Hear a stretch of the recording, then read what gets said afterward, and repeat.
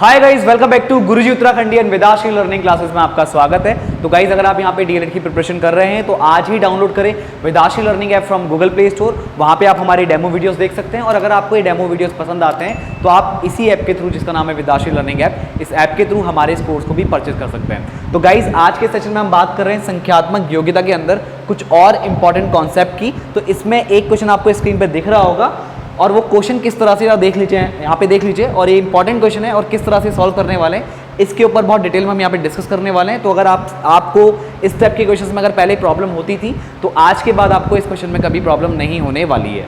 देखिए, 4 आदमी और 6 महिलाएं मिलकर किसी काम को 8 दिन में पूरा कर सकती हैं, जबकि 3 आदमी और 7 महिलाएं मिलकर उसी काम को 10 दिन में पूरा कर सकती हैं। मतलब 10 दिन में पूरा कर सकते हैं, क्योंकि आदमी और औरतें यहाँ पे मिक्स हैं तो सकते हैं लिख देते हैं यहाँ पे, और यहाँ पे आपका ऐसे हो जाएगा, करेक्ट। तो 10 महिलाएं उसे कितने दिनों में पूरा करेंगी? तो देखिए, ध्यान दीजिए, आप क्या करेंगे। यहाँ पे मैंने आपको जो कॉन्सेप्ट बताया, इससे पहले वाली वीडियो में आपने देखा होगा, मैंने आपसे कहा था कि आप पहले 1 डे का काम निकालो। 1 डे का काम निकाल के हमारे क्वेश्चन काफ़ी आसान बन जाते हैं और उससे हम क्वेश्चन को आगे बहुत ईजिली सॉल्व कर सकते हैं। तो 4 आदमी को अगर मैं ए से डिनोट करूँ और 6 महिलाएं मिलकर के किसी काम को 8 दिन में पूरा करती हैं, तो 4 आदमी और 6 महिलाएं मिलकर के इस काम को 1 दिन में कितना करेंगी? तो 8 दिन में कर रही हैं तो इनका 1 दिन का काम निकाल लीजिए। तो 1 दिन का काम कितना आ जाएगा? इस 8 दिन का रेसिप्रोकल, यानी इसका रिवर्स कर लो। कैसे करोगे रिवर्स? 8 है तो इसका 1/8 कर लो, तो कितना आ जाएगा? ये 1/8। इस तरह से आप समझो इक्वेशन कैसे बनानी है, ये मैं आपको यहाँ पे बता रहा हूँ। तो ये 4 आदमी और 6 औरत मिलकर के किसी काम को जितना 1 दिन में करेंगी तो ये उतना काम निकल के आ गया। ऐसी यहाँ पे जो दूसरी इक्वेशन है, जबकि 3 आदमी और 7 महिलाएं उसी काम को मिलकर के 10 दिन में पूरा कर सकते हैं, तो इनका 1 दिन का काम कितना आ जाएगा? 1/10, करेक्ट। एक इक्वेशन ये बन गई और एक इक्वेशन ये बन गई।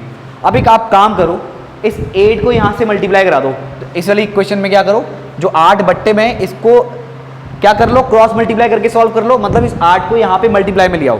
सिंपल सा रूल है, कोई चीज़ अगर डिवाइड में इक्वल के दूसरी ओर शिफ्ट करनी है तो वो मल्टीप्लाई में आ जाती है। तो ये कितना हो जाएगा? 8 चक्को 32a प्लस 48m बराबर 1। अब इसको भी ऐसे ही सॉल्व कर लो तो कितना आ जाएगा? इसको इक्वेशन 3 बोल दो और ये हो जाएगा 10 तियां 30 आदमी प्लस 70 महिलाएं बराबर कितना आ जाएगा? 1 आ जाएगा। ये चौथी इक्वेशन है। देखो, तीसरी और चौथी इक्वेशन में इधर भी 1 है और इधर भी 1 है, तो ये इसकी वैल्यू 1 के इक्वल और इसकी वैल्यू भी 1 के इक्वल। इसका मतलब ये हुआ, ये दोनों आपस में क्या हुए? बराबर हुए, तो इनको बराबर कर लो। तो 32 आदमी प्लस 48 महिलाएं बराबर 30 आदमी प्लस 70 महिलाएं। तो यहां से आप क्या करोगे?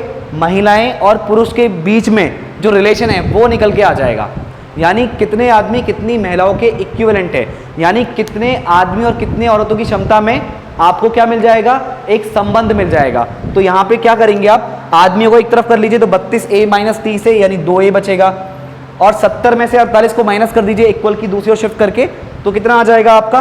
22 महिलाएं निकल के आ जाएंगी। तो इसका मतलब 2 एकम 2, 2 एकम 2, 2 एकम 2, एक आदमी 11 महिलाओं के बराबर काम कर रहा है, यानी एक आदमी 11 महिलाओं के इक्विवेलेंट है, करेक्ट। यहां से जो रिलेशन निकल के आता है, यानी एक आदमी की क्षमता 11 महिलाओं की क्षमता के बराबर है। अब यहां से आप क्या करेंगे? अब आपको पूछा है तो 10 महिलाएं उसे कितने दिन में पूरा कर सकती हैं? तो एक काम कीजिए, या तो इस वाली इक्वेशन को पकड़ लीजिए या फिर इस वाली इक्वेशन को पकड़ लीजिए। मतलब ये 2 इक्वेशन और ये 2 इक्वेशन बात एक ही है, इसी को थोड़ा आपने सॉल्व किया है। तो आप क्या करने वाले हैं? आपको क्या बोला है? 4 आदमी और 6 महिलाएं।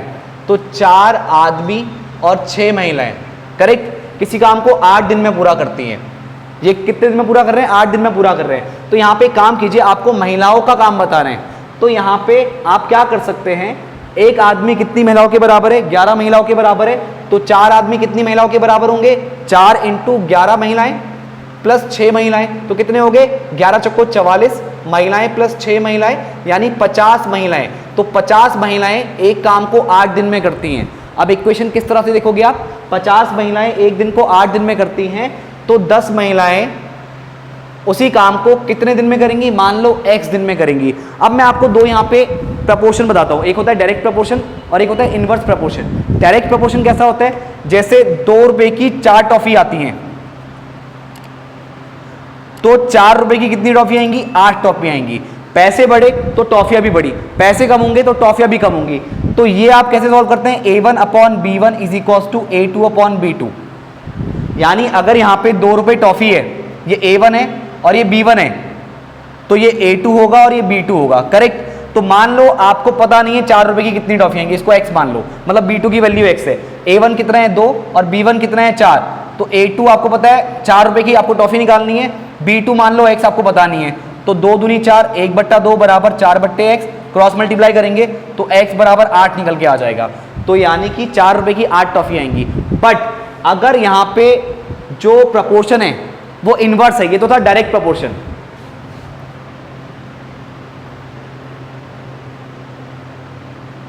ये तो था डायरेक्ट प्रपोर्शन। अब बात करते हैं इनडायरेक्ट प्रपोर्शन यानी इनवर्स प्रपोर्शन। इनडायरेक्ट,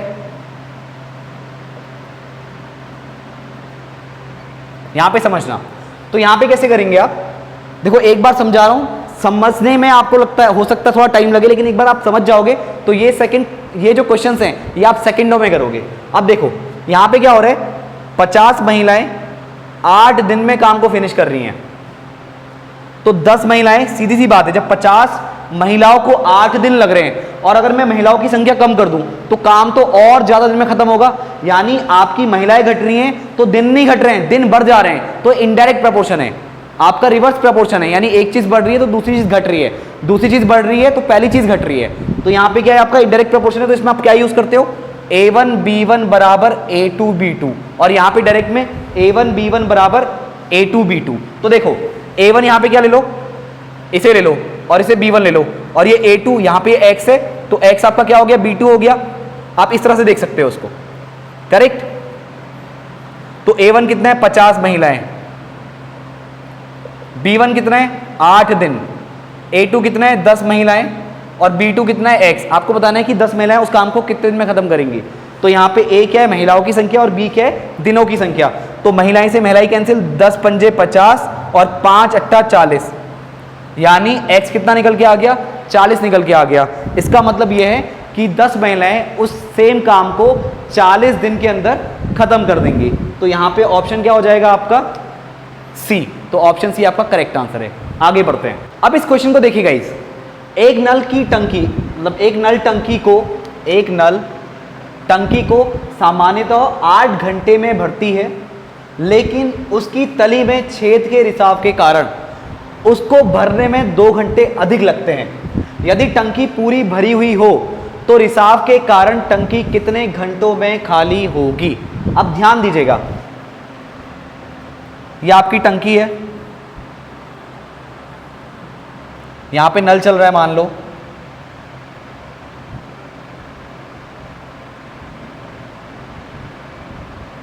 और यहां से पानी आ रहा है और ये आपकी टंकी भर गई। समझना, ठीक है, थोड़ा विजुलाइज करना। और 8 घंटे में कंप्लीट। अब दूसरी कंडीशन लेते हैं,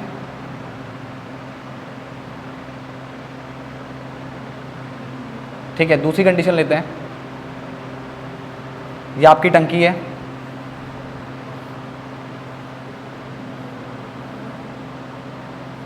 यहां पे कहीं बीच में छेद हो गया, पानी गिरने लग गया, ठीक है, फिर भी ये जो भर जा रही है तले तक का, ये तो पूरा 8 घंटे में भर रही है, फिर भी ये भर जा रही है, लेकिन 2 घंटे एक्स्ट्रा लग रहे हैं। समझना, ठीक है, क्वेश्चन आसान है, क्वेश्चन आसान है। तो 2 घंटे एक्स्ट्रा लग रहे हैं, मतलब अभी 8 घंटे में भर रही थी, तो अब कितने घंटे में भरेगी, 10 घंटे में। तो देखो अभी 8 घंटे में भर रही थी, अब 10 घंटे में भर रही है। अब क्वेश्चन आपसे ये पूछा गया है, अगर पूरी टंकी भर जाए तो रिसाव के कारण टंकी कितने घंटों में खाली होगी। अब आपको क्या करना होगा, मान लो आपका टोटल जो पानी निकल रहा है, टोटल पानी निकल जा रहा है और टंकी खाली हो जा रही है, तो मान लो x घंटे में पूरी टंकी खाली हो जा रही है। अगर पानी निकलता रहेगा ऐसी तो x घंटे में पूरी टंकी खाली हो जाएगी। तो देखो निकालोगे कैसे, आपको कैसे पता लगेगा कि x मतलब ये x है कितना, कि कितने घंटों में टंकी खाली होने वाली है। तो सबसे पहला काम आप क्या करो, 8 घंटे में पूरी आपकी टंकी भर रही है, टोटल टंकी को भरने में कितना टाइम लग रहा है, 8 घंटे। तो 1 घंटे में, 1 घंटे का आप 1 घंटे के हिसाब से निकालो। जैसे अगर मैं दिन को आपसे पूछता हूं कि 8 दिन में कोई काम खत्म कर रहा है तो 1 दिन का काम कितना होगा, ऐसे आप 1 घंटे का हिसाब यहां पे निकालो। 8 घंटे में टंकी भर रही है तो 1 घंटे में कितनी भरेगी, 1/8, करेक्ट। अगर x घंटे में टंकी भर रही है तो 1 घंटे में कितनी खाली होगी, 1/x। अगर ये वाली टंकी पूरी 10 घंटे में भर जा रही है तो 1 घंटे में कितनी भर रही होगी, 1/10। अब तीनों का जो मैंने टाइम निकाला है वो 1 घंटे का निकाला है, ये भी 1 घंटे का, ये भी 1 घंटे में, ये भी 1 घंटे का। 1 घंटे में इतनी भर रही है, ये 1 घंटे में इतनी खाली हो रही है, और ये 1 घंटे में इतनी भर रही है, करेक्ट। अब समझो, अब समझो, अगर मैं 1 घंटे, अगर मैं इस वाली अगर जैसे आइडल केस है जिसमें आपका टंकी में कोई छेद नहीं है, अगर टंकी में कोई छेद नहीं होगा तो वो 8 घंटे में पूरा भर रही है। तो ये अगर इसके 1 घंटे का, 1 घंटे में कितना भर रही है वो हमें मिल जाए, तो 1 घंटे में इतना भर रही है। अगर इसमें से मैं 1 घंटे में कितना खाली हो रही है उसको माइनस कर दूं, क्योंकि अगर यहाँ पे छेद नहीं हो रहा होता तो ये 10 घंटे में नहीं भरती, 8 घंटे में ही भर जाती। बट पानी निकलने के चक्कर से इसको कितना टाइम लग रहा है, 10 घंटे लग रहा है पूरा भरने में। तो 1 घंटे में एक्चुअली में टंकी भर कितनी रही है, वो किससे बैलेंस होगा, इससे बैलेंस होगा। 1/8 में से 1/x को माइनस कर दो तो ये 1/x के बराबर आएगा। तो यानी 1/8 भरना था उसको 1 घंटे में, लेकिन भर कितनी रही है, 1/10 भर रही है। क्यों भर रही है, क्योंकि 1 घंटे में ये खाली हो जा रही है। कितना खाली हो रही है 1 घंटे में, 1/x खाली हो रही है। तो यहां से जब आप x निकालोगे तो जो x निकल के आएगा वो टोटल घंटे निकल के आएंगे, कि अगर टंकी में छेद हो और टंकी पूरी भरी हुई हो तो x वो टाइम होगा जब टंकी पूरी खाली हो जाएगी। अभी टंकी भर चुकी है, अभी पानी निकलता रहे, क्योंकि नल तो हम यहाँ पे बंद कर देंगे। जब नल यहाँ पे बंद हो जाएगा, अभी उस टाइम पे टंकी फुल है, और जब नल बंद हो जाएगा तो पानी तो रिसना बंद नहीं होगा, पानी का रिसाव होगा। तो पानी का रिसाव होते होते होते होते होते कितनी देर में टंकी खाली होगी, तो वो x टोटल घंटे में टंकी खाली हो जाएगी। इक्वेशन बैलेंस होगी। अब यहाँ से x आपको निकालना है, तो x कैसे निकालोगे, 1/8 माइनस 1/10, और 1/x को उधर शिफ्ट कर दो तो ये कितना आएगा, 10 माइनस 8/8 गुणा 10। फ्रैक्शन सॉल्व करना आपको आता है। अब इसको सॉल्व कीजिए आप, आपका आंसर आ जाएगा कितना, 10 - 2 यानी 10 - 8 यानी कि 2, और ये कितना आ गया 8 × 10, ये कितना आएगा 8 × 10 इज 1/x, 2 4 जा 8 यानी 1/40, 4 × 10 1/40, 1/x। इक्वेट करोगे तो x की वैल्यू कितनी आएगी, 40 निकल के आएगी। तो 40 घंटे में पूरी टंकी खाली हो जाएगी अगर वो भरी हुई है तो, करेक्ट। तो कैसे निकालेंगे, आपने इसको सॉल्व किया तो ऊपर 2 बचा, नीचे 8 × 10, इधर को कितना आ गया 1/x, 2 4 जा 8, 4 × 10 कितना हो गया 40, 1/40 इज 1/x। तो क्रॉस मल्टीप्लाई करेंगे तो यहाँ से x की वैल्यू कितनी आ गई 40। तो 40 घंटे में पूरी टंकी क्या हो जाएगी, खाली हो जाएगी। तो ऑप्शन बी आपका क्या हो जाएगा, आंसर हो जाएगा। आगे बढ़ते हैं। अब गाइस अगले क्वेश्चन की बात कर लेते हैं। अगला क्वेश्चन है, एक तैराक धारा के विरुद्ध 750 मीटर दूरी 675 सेकंड में क्या करता है, तय करता है।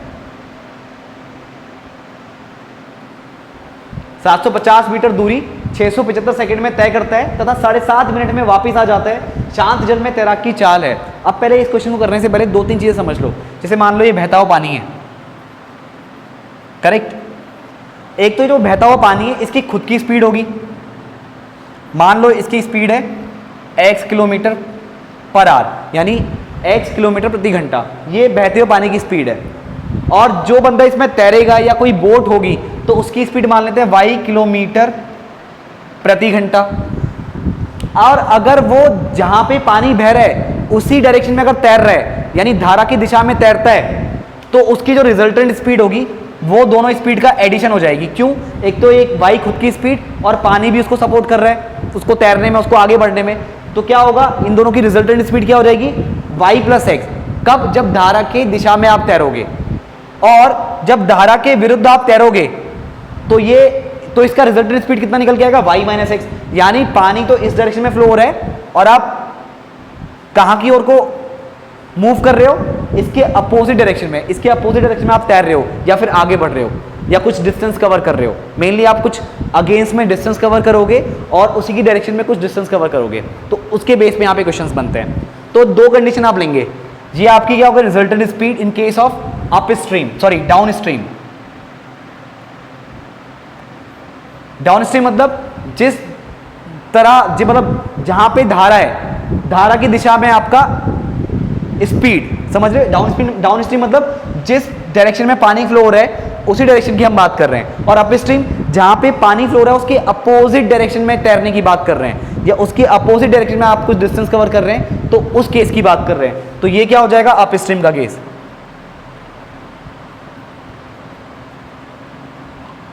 राइट?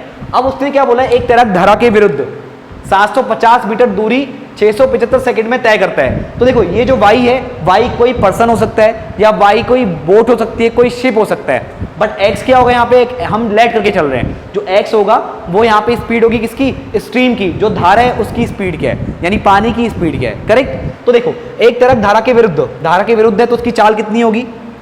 y minus x.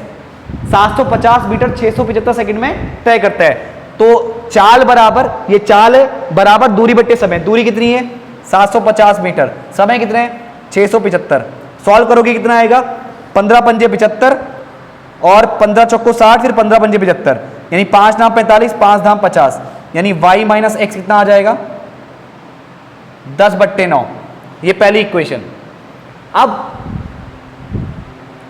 तथा 7.5 मिनट में वापिस आ जाता है। अच्छा एक चीज सुनो, वो यहां से निकला होगा, इस पॉइंट से यहां गया धारा के विरुद्ध, कितनी डिस्टेंस? 750, ए पॉइंट से बी पॉइंट। टाइम कितना लगा? 675 सेकेंड, इतना मीटर कवर करने में। अब वापस आया, ये तो अभी गया ए से बी, अब बी से ए पे वापस आएगा, कितना चलेगा? 750 मीटर फिर से चलेगा, और वापस आने में कितना टाइम लग रहा है? 7.5 मिनट, यानी 7×42 420 सेकेंड, और आधा मिनट यानी 30 सेकेंड, और तो कितने हो गए? 450 सेकेंड। 450 सेकेंड में इतने मिनट को सेकेंड में कन्वर्ट कर लो, तो 7.5 मिनट में 450 सेकेंड निकल के आएंगे, तो इतने में वो वापसी कर रहा है, यानी ये आएगा वो डाउन स्ट्रीम। तो आप देख सकते हैं जब वो अप स्ट्रीम जा रहे हैं, धारा के विरुद्ध जा रहे हैं, तो उसको 675 सेकेंड लग रहे हैं। जब धारा के दिशा में जा रहे हैं, यानी डाउन स्ट्रीम में आ रहे हैं, तो उसको सिर्फ 450 सेकेंड लग रहे हैं। करेक्ट? टाइम बच रहा है उसका। तो यहां पे क्या आएगा आपका? जो चाल निकल के आएगी, चाल कितनी होगी? y प्लस एक्स, और डिस्टेंस कितनी है? वही 750, और टाइम कितना लग रहा है? 450 सेकेंड। 0 से 0 कटा, 15 पंजे 75, 15 तिया 45, तो y प्लस एक्स बराबर 5/3। दूसरी इक्वेशन, एक इक्वेशन ये है और एक इक्वेशन ये है, दोनों को जोड़ दो। आपको बतानी है शांत जल में तैराक की चाल क्या है। तो तैराक की चाल हम क्या लिए? तैराक की चाल हमने क्या लिया? y किलोमीटर प्रति घंटा। राइट? तो हमको y निकालना है, तो ये y प्लस एक्स और ये y, सॉरी ये y, हाँ ये, अब इसको एक साथ देख लो, y माइनस एक्स बराबर 10/9। अब आप दोनों इक्वेशन को अगर जोड़ोगे तो x से x कैंसिल, हमें y ही चाहिए था तो y हम निकाल लेंगे, तो 2y कितना आ जाएगा? दोनों को जोड़ दो, जोड़ने पर x से x कैंसिल हो जाएगा, क्योंकि यहाँ प्लस का यहाँ माइनस का, y 2y, y और y 2y हो जाएगा, और इन दोनों को जोड़ दो, 5/3 प्लस 10/9। एलसीएम लेके सॉल्व करोगे तो 9 आएगा, 3 3 9, तो 3 पंजे 15, और 9 एकम 9, तो 10 एकम 10, यानी कितना आ गया? 15 10 25/9, और ये 2y, तो y की वैल्यू 25 बट्टा कितना आ गया? 18। ये क्या निकल के आएगा? मीटर पर सेकेंड। बट आपको चाल किसमें दी है? सॉरी हाँ, आपको तैराक की चाल किसमें दी है? किलोमीटर प्रति घंटा, यानी किलोमीटर पर आर में निकालना है। तो हमको पता है कि जब मीटर पर सेकेंड को किलोमीटर पर आर में कन्वर्ट करेंगे तो छोटी यूनिट को बड़ी यूनिट में कन्वर्ट कर रहे हैं, तो बड़े फ्रैक्शन से मल्टीप्लाई करेंगे। बड़ा फ्रैक्शन क्या है? 18/5। अगर किलोमीटर पर आर को मीटर पर सेकंड में कन्वर्ट करना होता तो छोटी यूनिट में कन्वर्ट करना है, तो छोटे फ्रैक्शन से मल्टीप्लाई करेंगे, तो छोटा फ्रैक्शन क्या होता? 5/18। तो ये आपको पता है। तो यहाँ पे आप क्या करेंगे? 25/18 को 18/5 से मल्टीप्लाई करेंगे, तब ये किलोमीटर पर आर में कन्वर्ट होगा। 5 पंजे 25, 18 से 18 कैंसिल, तो 5 किलोमीटर पर आर। तो तैराक की स्पीड कितनी है? 5 किलोमीटर पर आवर। अभी क्वेश्चन को किस तरह से पूछ सकता है? उसने पूछा है शांत जल में तैराक की चाल क्या है। वो सिंपल ये भी पूछ सकता था कि तैराक की चाल बताओ, तब भी हम यही निकालते। और उसने ये बोला है कि अगर पानी ये बहता हुआ नहीं होता, अगर ये पानी बहता हुआ नहीं होता, आपका क्या होता? कांस्टेंट होता, तो x कितना हो जाता? 0। इसकी कोई स्पीड ही नहीं होती क्योंकि पानी बह ही नहीं रहे। तो आपका क्या है? शांत जल है। तो शांत जल में भी आपका y क्या निकालोगे? आपको फिर भी y चाहिए। तो अगर वो शांत जल में तैराक की चाल पूछे या तैराक की चाल पूछे, तो आपको यही काम करना है, राइट। और कभी कभी आपसे ये पूछ सकता है कि स्ट्रीम की चाल निकालो, यानी जो धारा है धारा की चाल निकालो। तो कभी x पूछ सकता है तो कभी y पूछ सकता है, और इसमें बहुत कॉम्बिनेशन बनते हैं, बहुत टाइप के क्वेश्चन बनते हैं, बहुत टाइप के क्वेश्चन का कॉम्बिनेशन होता है। तो अगर आपको कॉन्सेप्ट क्लियर है जो मैंने आपको यहाँ पे समझाया है तो आप कोई भी क्वेश्चन गलत नहीं करोगे। तो आई होप गाइस आपको क्वेश्चन समझ में आ गया होगा। आपका आंसर आ रहा है 5 किलोमीटर प्रति घंटा, यानी ऑप्शन सी आपका क्या होगा, राइट आंसर होगा। आगे बढ़ते हैं। अब देखिए गाइस ये क्वेश्चन भी बहुत ज्यादा इंपॉर्टेंट है और बहुत आसान भी है। देखिए एक व्यक्ति जो 5 किलोमीटर प्रति घंटे की गति से चल रहा है एक पुल को 15 मिनट में पार करता है, पुल की लंबाई है। तो देखिए इस क्वेश्चन को समझते हैं थोड़ा सा। मान लो ये आपका पुल है, हल्का सा बना के देख रहा हूं यहाँ पे। अब एग्जैक्टली पुल तो मैं यहाँ नहीं बना सकता, ठीक है। पुल ऐसा नहीं, कुछ इस टाइप से समझो, ये कोई पुल है, ठीक है।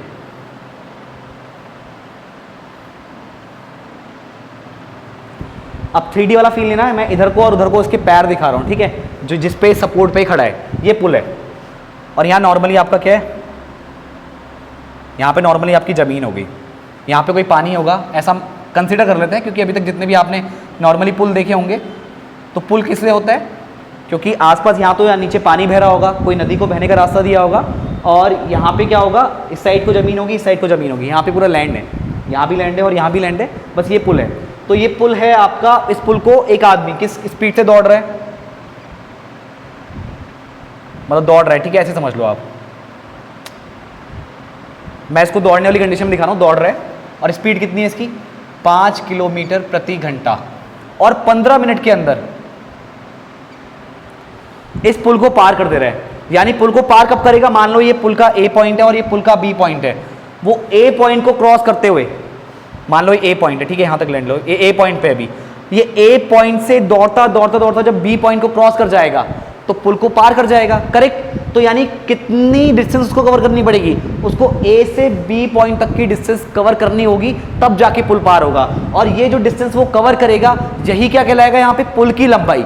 जो ये डिस्टेंस कवर करेगा ए टू बी, यही क्या होगी, पुल की लंबाई। मान लो पुल की लंबाई क्या है, एक्स है, कितने डिस्टेंस कवर कर रहा है, एक्स डिस्टेंस कवर कर रहा है। पुल की लंबाई पूछिए तो क्या यूज करोगे, क्या यूज करोगे, चाल बराबर दूरी बट्टे समय। आपको दूरी चाहिए, दूरी कितनी है, पुल की लंबाई, दूरी कितनी है, यहां पे देखो चाल कितनी है, 5 किलोमीटर प्रति घंटा, दूरी x, टाइम कितना लग रहा है, 15 मिनट। तो x कितना आ जाएगा, 5 किलोमीटर प्रति घंटा इंटू 15 मिनट।